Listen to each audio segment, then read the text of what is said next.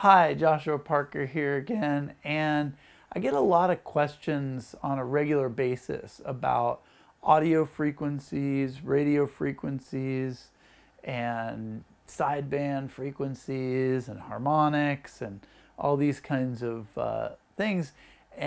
So I wanted to make this video to clarify some of the things, some of the history behind these frequencies, and where they were used, and why there's so much confusion on this subject.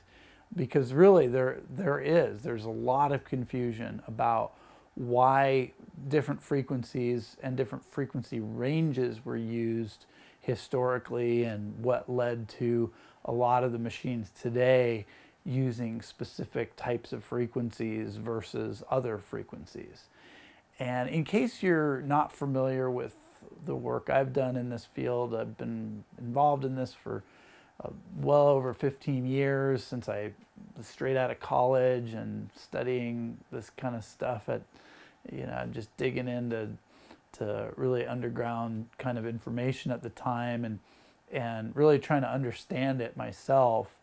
And this led to a lot of crazy stuff. I gave away a bunch of frequencies, then was pursued for a patent infringement lawsuit, and led to a bunch of really big mess in my business. And now I'm back on track here, and just trying to spread the good information again here. So first of all, I wanted to shed some light on the original derivation of the audio frequencies that so many of the machines today are using. And this is in sharp contrast to what a lot of information out there might tell you, because really originally the machines in the 1930s that were the machines that really kind of gave this technology the reputation that it has today, were using really they were using radio frequencies, not audio frequencies. So radio frequencies are higher frequencies, and all the original frequencies were actually radio frequencies. Those were the lowest frequencies that actually worked well.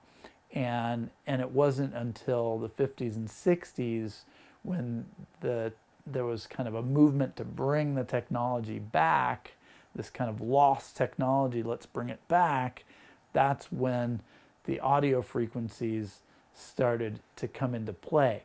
And I'm going to explain why, in this video, why those frequencies were actually a confusion of the original technology, and really why actually that led to some really interesting new technology that's emerged starting in the 70s, 80s, and 90s, really, and become rather popular into our modern day today.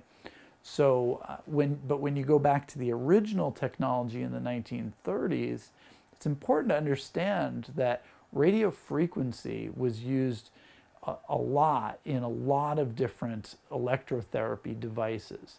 It was such a common thing that actually in that time frame in the 1930s, it was causing problems with interference.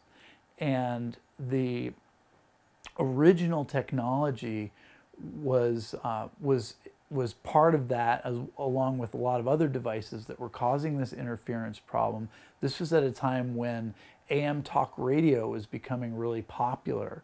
And actually in that era, the electrotherapy devices in some places were actually banned from use between 7 p.m. and 11 p.m. during this prime time for talk radio. And this was at a time when the FCC was gaining a lot of power. And so this interference was actually a really serious issue back then. So this being a problem, the electrical engineer that was building all these